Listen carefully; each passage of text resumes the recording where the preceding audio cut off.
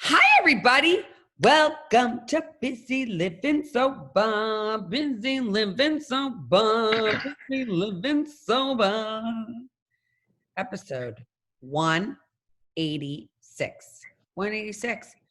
186 episode, everybody out there. How is everybody today? And how are you, JF? I'm just grand, thank you. You're grand? I am. I'm in my house where I've been for a long time. And I'm tired of it. Oh, you Probably are? like a lot of people. Are you tired of it? Yes, I am. You are. Mm-hmm. I spend like 8 to 10 hours a day in this tiny little room all by myself, 5 days a week. And I'm ready to get out and do something. Tough. Mm-hmm. Isn't it? Yeah. It's COVID, though. What are you going to do? I think that I think there's resources, though. Mm-hmm. I do believe that there's resource. This is a resource. I know people listen to this often. Yes. And they find some solution with this. And so our topic today on episode 186 is reaching out for help.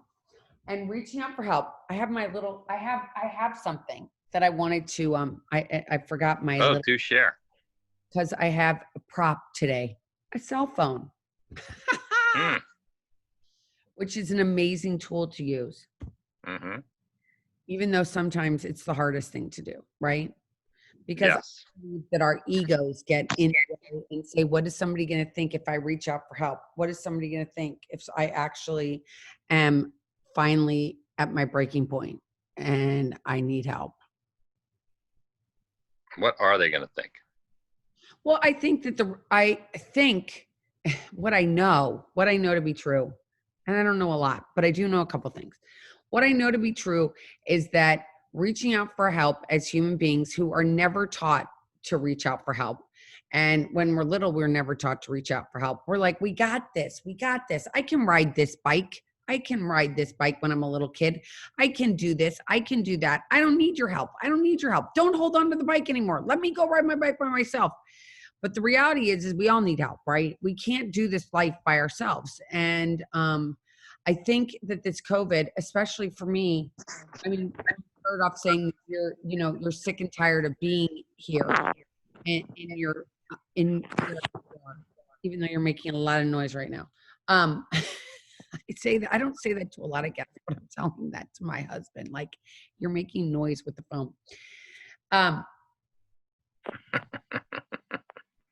Reaching out for help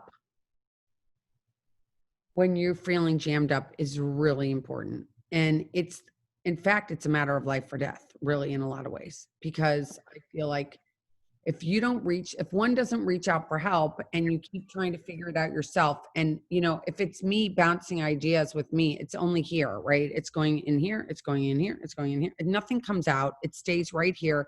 And I just play the same tape over and over and over and over again. There's no resolution there. There's no. That's right. And you get limited by your own imagination too. That's it. Your limit is only what you can think of.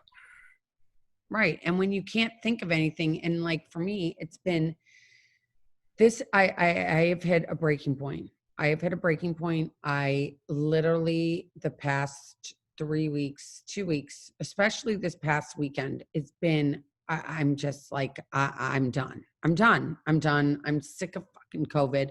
Excuse my French. I have had enough COVID. And, I've had enough. It's interesting because some addicts and alcoholics the biggest thing is that they're isolators. They love to isolate. In fact, I had somebody call me today who's been isolating for years. And they're loving it. They're getting all jammed up.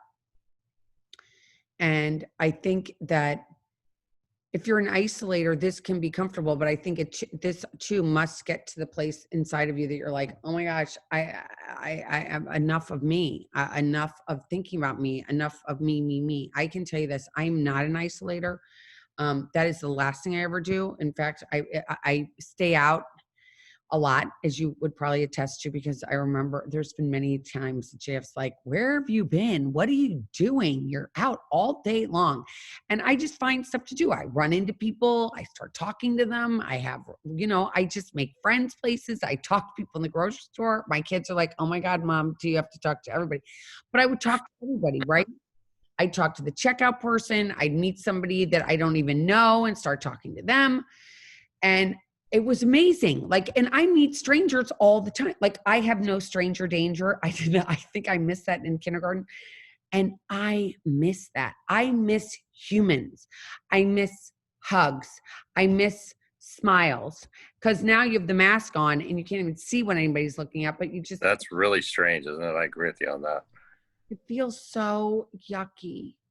Mhm. I can tell you this. I remember the first time I went to the grocery store during COVID, and if I've talked about this on the podcast, I'm sorry for repeating myself, but it was such a day that I don't think I'll ever forget. I don't like horror movies. I don't like darkness. I don't like dark stuff. There's stuff in my past, hence I don't like being around darkness. I don't like watching dark things. And I walked into a grocery store here, and everybody had those things on, the masks on, and the tape was on the floor. And I was like, am I in a movie? Like, this is just so uncomfortable. And as an alcoholic, as someone that for many years used alcohol to suppress those fears, and not being able to pick something and mask it up makes me, I have to do something else. I have to talk about it. I have to talk about how I've been scared, how it feels uncomfortable, how the media is just I can't even go in the political thing, but like the media, it's too much. It's constant 24/7, 365. I don't even I hate watching the news. It's depressing and I don't hear anything uplifting. I did love John Krasinski's like little show on YouTube. He did a show called Some Good News, and I did watch that, but that's over. There were only 8 episodes. But this feeling, these feelings, and when we're sitting at home and just living our lives and we don't have the outlets we used to have, those feelings become more intensified, right? So reaching out for help is so imperative. I believe that, I think nobody again is taught to go get a therapist, right? Because Right. I think that it's a show of weakness, right? It's a sign of weakness. I don't have this. I don't want a therapist. I've got friends that I'm like, do you think you maybe should go talk to a therapist? I don't think I need to talk to a therapist. Like, what's wrong with me? There's nothing wrong with me. Like, it's something bad. Like, Mhm. and I think it's actually a luxury to be able to have someone that is no one, if they're not in your life, they have no real opinion about your life. They're just someone that can lend an ear and maybe get a different bird's eye view of what's going on in your life and give you some tools that you may use to get yourself out of the way you're feeling of yuckiness. Do you agree?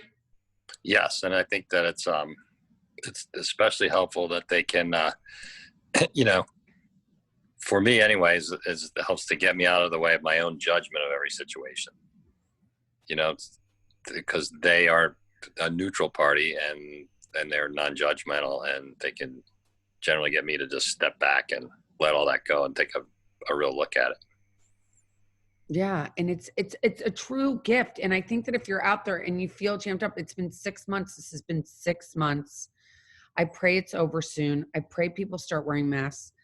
But if you're feeling jammed up, and rather than picking up that drink, I think like reaching out for more help is always is a really an amazing tool. And I think that if you have had therapists that you've seen in the past, then call them, see them on Zoom, on FaceTime. And then there's this thing called Talkspace, I think it's called. It's an app.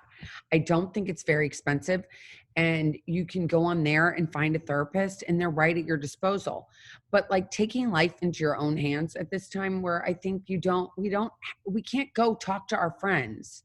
It's like there's no intimacy of talking to a friend because again, you thought your friend might be like, well, wait, where were you last week? Did you go somewhere? Were you at a park? Did you go to a park? Did you go to a gathering? And we're constantly overthinking where people have been. Do you agree? Absolutely. I mean, it's not, I don't know. It's, I wouldn't say for myself, I wouldn't call it overthinking, but I just get like, I don't know where that person's been. So I don't know what they have. So how do I know if it's okay for me to be around them? Right. Well, it's kind of, I just think it's ultimately fear-based thinking, but you try to be prudent and do the right thing. And, like I would, I would personally feel terrible if I did something where I got COVID, and the worst part would be maybe I didn't know that I got it and I gave it to somebody else and caused them a terrible, terrible sickness. That's my real fear. Right. So that again brings us back to the place where here we are. We're just with each other. It's been months. It's been hard. It's hard because I don't think as human beings, we're supposed to be together 24/7, 365 with no other interaction. I just don't think it's a healthy dynamic for people, right? No, even just being, a lot of people don't have somebody else. So thank God, I thank God every morning that I get to wake up next to somebody, because that's way better than those poor people that have to wake up next to nobody. That's got to be really awful. So involved is so important. What's that? Getting involved, and that even means on a Zoom. Start every day, as you know, at a Zoom meeting. It's with and it's become kind of like a family, like every morning, and it's like the Brady Bunch, the Brady Bunch, and on the Partridge Family, they were all like in little squares. Yes, that's what it feels like, kind of. It's like you gotta, hey, what's up? Hey, what's up? How was your night? How was your night? And it's such a nice feeling, it's such a feeling to be able to wake up every morning and see how these people are doing and check in on them and like, how are you doing with like what's going on in the world? What is going on? And it's not like it's what's it called, group therapy, but we do talk about the solution and we read a reading that then we all get our opinions on, and it's just a nice way to start the day. And I do that every day. And you know what I do before that? I do. You do know. You want me to tell you? You meditate. Meditate. And I want to tell this out there to the listeners. So I have found of my journey 14 years that meditation is hard, right? For me in the beginning, it was very hard. And I took a course at a university up in Pennsylvania, University of Pennsylvania. I took a meditation mindfulness course. And it was a great starting place for me. That was probably maybe 10 years ago now, I think. It was a long time ago. And I did that, and I remember, like, it was so amazing to hear this professor say to me, when you meditate, you will never your brain will never stop. Like, you'll always have thoughts. It's what you do with the thoughts. Because I always thought the meditation was like, oh, I've got to sit there. I'm not going to have any thoughts, because I could never do it. It was like, for a long time, I was like, oh, I can't meditate. My brain just goes like, what am I going to make for dinner? Is there laundry in the washer? Did the dog go out? Did I pick up the dog poop? Oh my gosh, I don't know if I did. Is there mail? Oh, did I pay that bill? I mean, my brain, that's just like, exactly. Right. But the longer, I used to do, and I still do if another one comes out, and there's one out there that's right now that's free. My next thing after I did the pen thing was I did an Oprah and Deepak Chopra, and it's free. And you just put in Oprah, Deepak Chopra 21-day meditation, and it's free. I know there's one that's still up there. And I did it for 21 days. I'm like, I can do this for 21 days. 21 days is not that long. I can do this for 21 days. Heck, I've been stuck in this house with my husband for 6 months. I can do anything for 21 days. And I did 21 days and that, again, that was an awesome experience as well. And now the longer that I've been trying to do it, so this woman said to me, why do you have a place that you go when you meditate? It's like, no, I always did it in bed. Before I get out of bed, I would do one of these it's called Insight Timer. It's free as well. But so I did this Insight. I would go to Insight Timer and I do one for 5 minutes and I do it in bed. Remember when I used to do it in bed? Yes. Am I boring you? No. So I would, he just yawned for those of you that are listening or watching this on YouTube. So I built a meditation It's an altar, honey. altar, right? Mm-hmm. Space. Like I made a space and I made this space and I had these big pillows that I had never used and I put them in there and I have a Buddha and I have just stuff I like, right? I have some candles. And so I get up in the morning, I get out of bed and I go light these candles and I sit with the Buddha. And if I can do it, I'd love to do it for 40 minutes every day, but sometimes I oversleep. So like today I only got like 15 minutes. But I love to do like 40 minutes and just get into this place where I'm like, you just sit there and you close your eyes and you watch the thoughts, but it just gets you quiet. And even if you don't believe in God, I do believe in God. So I do a lot of praying during that time and I pray for loved ones and I pray for just God's guidance for the day. And please just let me be non-judgmental. I just do a lot of different little prayers and it's a great way to start the day. So I'm glad you mentioned prayer because that's a that's a big thing of mine. Is every morning I start out with the prayer, and I've been paying attention to a lot of what I've been hearing lately, and I'm kind of modifying it to just God, please help. And rather than I used to ask like, well, help me with this and help me with that, and this I need help here and I need help there, and but I realized that by doing that I'm closing myself off to the infinity of God because I'm just concentrating on what I can concentrate on, and I'm trying to get the channel open so that I can be exposed to the full infinite higher power that I have in my life. And so when you do that, do you notice if you don't do it, how you feel and what it's versus doing it? Well, yeah, I do because and it's something that I need to do. Like I do it every morning, and where I lapse is that I forget to do it throughout the course of the day, and I'm becoming much more aware of that. So I'm trying to pay more attention to that and do it throughout the course of the day instead of, because where I really want to get to is like right now I'm the one who makes the decisions like what I need help with and what I don't need help with. And I want to try to open myself up more to more help in every facet of my life, every single one of them, not most, not some, not the ones that I think I need help in, but just in every part of my life. And when I do that, I find that, amazing things happen. I've really used that channel in work, and it's made a big difference in my work. And I'm trying to use that channel in my relationships now. So, we'll see what happens there.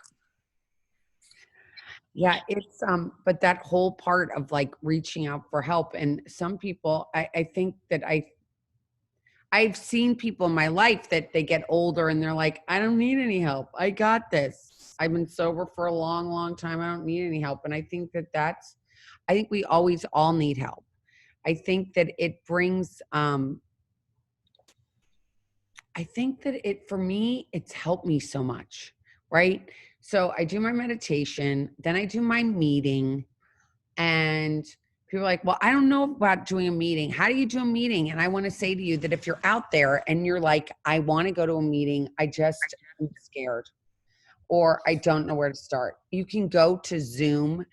You can go to Google on your phone, go it on your computer, and you just put in whatever meeting you're kind of looking for. If you're looking for something about food, you can go to Overeaters Anonymous. If you're looking for alcohol, you can go to AA. If you're looking for family of origin stuff, you can go to adult children of alcoholics. If you're dealing with family stuff, you can go to Al-Anon. I mean, there's so, and then you put in Zoom meeting and they give you the code and you can go anywhere in the world. You know, I go to this meeting sometimes that's, it's based in Los Angeles, but there are people from Russia all the way to Hawaii and everything in between.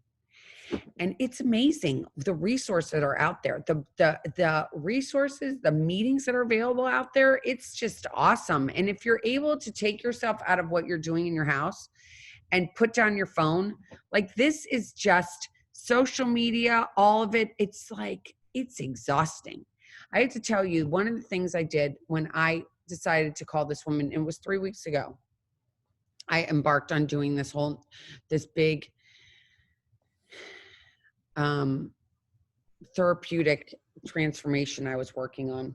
I'm going to call it a transformation. I don't know. I think I'm still transforming, but one of her suggestions, which I took to heart and did, was that she said, turn off all your social media, put down your phone. Don't get on your phone for 3 days. Oh my God, liberated. I don't even have Facebook on my phone anymore. I'm just off of it. I just don't look at it anymore. It's kind of crazy. I don't, I just, being a voyeur in other people's lives during COVID is definitely not doing anything for my psyche. No, I can imagine that it wouldn't. Now, you're one of the people in the world, one of the few that doesn't even have social media. Correct. So you don't even know what that's like to have that going on, right? No, I just never got interested in it. Lucky for you. I got enough problems. I don't need that one too.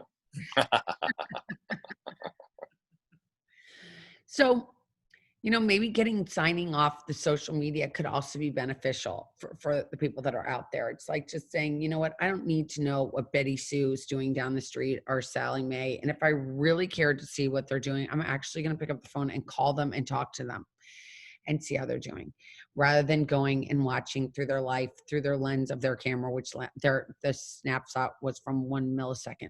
So I think turning that off is also a good thing to do during this time. And if you are battling alcohol, it's like reaching out to somebody it's so God, it's so hard. But once you do it, it's like the rewards are so amazing. They're just so amazing. I feel like there's so many rewards out there today in my life for just taking this time. It's been difficult. It's hard. I feel like, but through every hard time comes such growth. Yes. They say that, they say what doesn't kill you will make you stronger. But that's kind of I don't know if I really like that too much, but I always liked what somebody said about learning how to sit in your own discomfort and learning how to be comfortable in your own discomfort is what he said, which seems like an oxymoron. But his point is that it's those times of discomfort that that causes us to have the biggest growth spurts, the most change. And it says, somewhere in some literature that I picked up someplace, change or die. And that's something as an addict that I subscribe to, is that, I need to change or I'm going to die. And, and that really is important to me, because it's really easy to, as with an ego, to fall back and say, well, that person needs to change, and this person needs to change, and this situation needs to change, and all these things need to change. It doesn't work that way. It's just me that needs to change. And we need help sometime changing, don't we? Well, we certainly do. We need, Edmund Hillary didn't make it to the top of Mount Everest without his Sherpas. And, we all need those. We all need those Sherpas. We all definitely need the help. I need the help. And the last thing I'm going to talk about is exercise. And I know it's been difficult for you to exercise. You definitely are not exercising these days, not to keep your inventory, but I know that you're having a hard time. And for And me, that's why it's really hard. It's hard to get motivated because it's something I would do. I'd be like, okay, it's 3 o'clock. I'm going to go to the gym. And it's the same thing. And I'd see the same people at the gym at the same time every day. And, they're like your gym friends. You say hi and, they have all the equipment there and it's great. And when you're done, you leave and it's over and done with. And so it's hard to get motivated at home. You have to use your own equipment, which here is a bunch of like giant rubber bands, and you're by yourself, and it's just, there's no social element to it at all. So I've found that, yes, it really takes a lot of effort, of will, for me to actually get out and do it. so for me, I have been wanting to be better at yoga for a really long time because I believe that the flexibility that I do not have will be better for my golf game, everything. It'll be better for my core. It really works on your, on your whole core. And Mm-hmm. so I started there's this person on YouTube, her name's Adrienne, and she's got all these series that you can do. So I've committed that I'm going to do 30 days with Adrienne, and I'm on day 3. I finished day 3. So, I'm going to just try it, and I'm going to give myself, I'm not making myself do it at a certain time. I just have to do it before I go to bed. Right. And it's normally like, I think the longest one I've done so far is 33 minutes. It's not that long. Like I can, Mm-hmm. so if I spend an hour on Elizabeth Care, Elizabeth Care being my meditation, I guess it's 2 hours if you think about my meeting too. So I do meditation, half an hour. I do yoga, a half an hour, and I do a meeting. That's 2 hours. That's not that much in the day to think about that. That's going to give me peace of mind and serenity, right? Yes. And that doesn't even count my times that I talk on the phone to other people, because that is a lot. I talk on the phone. Mm-hmm. Yes, you do. I do talk on the phone a lot. And if you're out there and you're battling this crazy, horrendous disease, please know that you're not alone. You can always reach out to me at Bizzy, Bizzy, at BizzyLivingSober.com. This was fun. Thank you. I know you're a little tired, so thanks for coming on. Thanks for having me. It's good. Thank It's good you. to be on. It's good to be on. It's good to be with everybody again. Isn't it fun? Yeah. So everybody have a great week, and I guess I'll talk to you soon. We'll talk to them soon. And until next time, everybody, keep getting busy, living sober. Bye-bye. Bye. Bye, JF. Bye.